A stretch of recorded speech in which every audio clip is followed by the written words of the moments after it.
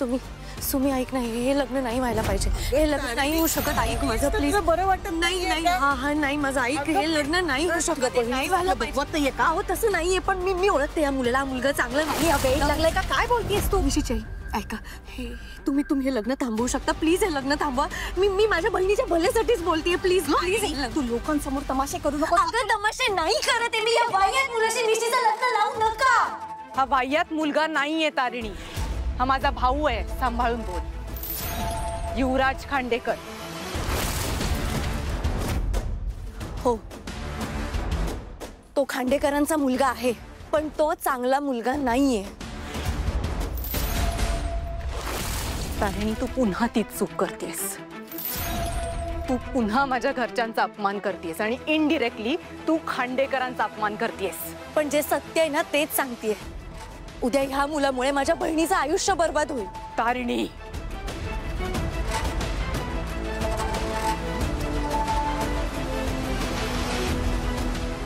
Madam, तुम्ही तुमच्या कुटुंबाचा जो अभिमान मिरवता ना, त्याची इब्रत या माणसाने कॉलेजमध्ये असतानाच घालवली.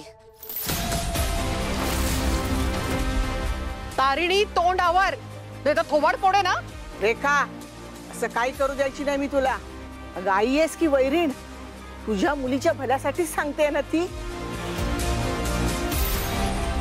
तारिणी, सांग, सत्य काय आहे ते सांग, घाबरू नकोस. कौशिकी मॅडम,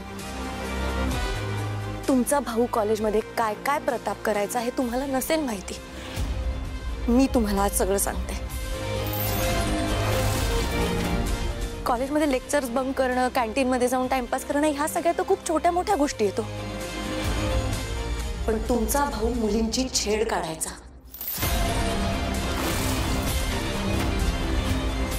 चार चौघात त्यांना लाज वाटेल असा वागायचा.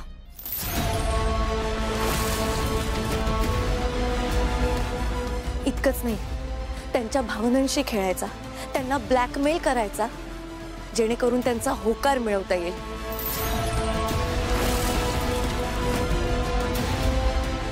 आणि ते मिळवल्यानंतर त्यांच्याशी गैरवर्तन करायचं.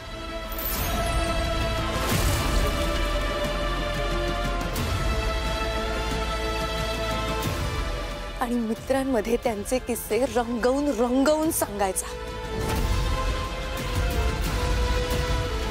कॉलेजच्या भिंतींवर मोठे मोठे हात काढून त्याचं स्वतःचं नाव लिहायचं, त्या मुलींचं नाव लिहायचं, त्या मुलींना बदनाम करायचं. हेच केलंय फक्त त्यांनी कॉलेजमध्ये.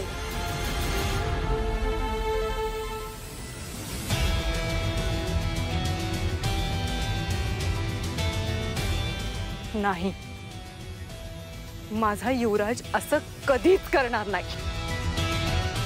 नाही, मला मान्य आहे, एकेकाळी त्याची मित्रांची संगत होती, ती वेळोवेळी घरी यायचा, पार्ट्या करायचा, पण हे सगळं मला माहितीये, कारण युवराजने स्वतः मला हे सगळं सांगितलंय. आणि मला या गोष्टीची खात्री आहे की युवराज कुठल्याही मुलीबरोबर गैरवर्तणूक करणार नाही. त्यांना त्रास होईल असं अजिबात वागणार नाही, कळलं? तुमचा काहीतरी गैरसमज होतोय तारिणी. उगाच कोणाचं काहीतरी कोणाचं ऐकून नाही आत्या. हे सगळं तो माझ्यासोबतही वागलाय कॉलेजमध्ये असताना. आणि म्हणून अख्ख्या कॉलेज समोर मी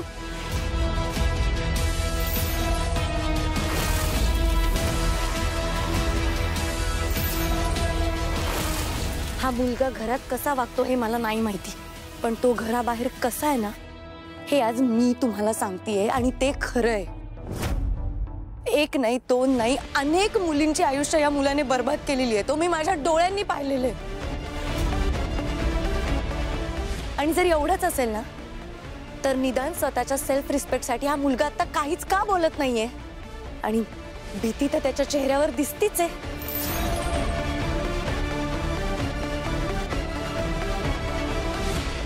युवराज, बोल.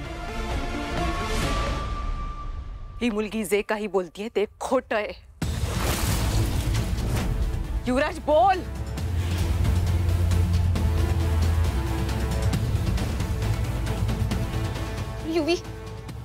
युवी, प्लीज बोल. Please say something. सांग सगळ्यांना ही तारिणी बोलते ते सगळं खोट आहे. प्लीज बोल. युवी बोल ना. काही सांगायची गरज नाहीये हिला. तारिणी गप कुमान आज जा.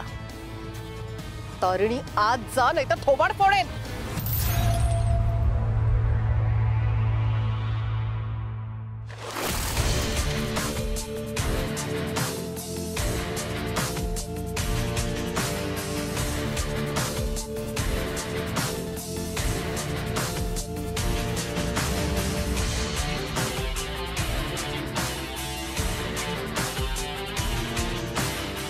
ती जे म्हणते ते सगळं खरं आहे.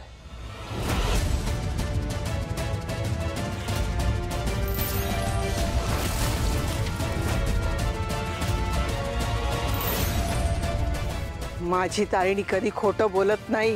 हो, मी तेच म्हटलं. ती जे म्हणते ते सगळं खरं आहे. युवराज, प्लीज प्लीज तुम्ही प्लीज प्लीज. ताई, ती आता जे काही म्हणाली त्यातला एकूण एक शब्द खरा आहे.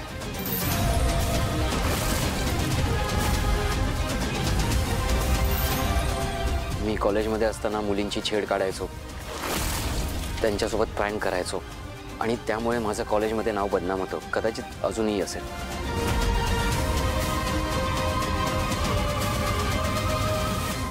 पण ते त्यांच्या नजरेत जे मला तेव्हा ओळखायचे. ताई, मी आता खरंच तसा नाहीये. मी तेव्हा कॉलेजमध्ये होतो. चुकलो मी. चुका कोणाकडून होत नाहीत ताई. चुकांमधूनच तर माणूस शिकतो ना. माझ्याकडूनही झाल्या चुका, पण मी आता सुधारलोय. मी शिकलोय त्यातून. पण माझ्या पास्टमुळे मी आत्ता जज होणार असेल, लोक मला आत्ता जज करणार असतील, तर मग काय उपयोग आहे? काय अर्थ आहे या सगळ्या गोष्टींना? म्हणजे मला सुधारायची संधी मिळणारच नाहीये का? माझ्या आयुष्यात आत्ता कुठे सुख समाधान यायला लागले आणि आता मला माझ्या पास्टमुळे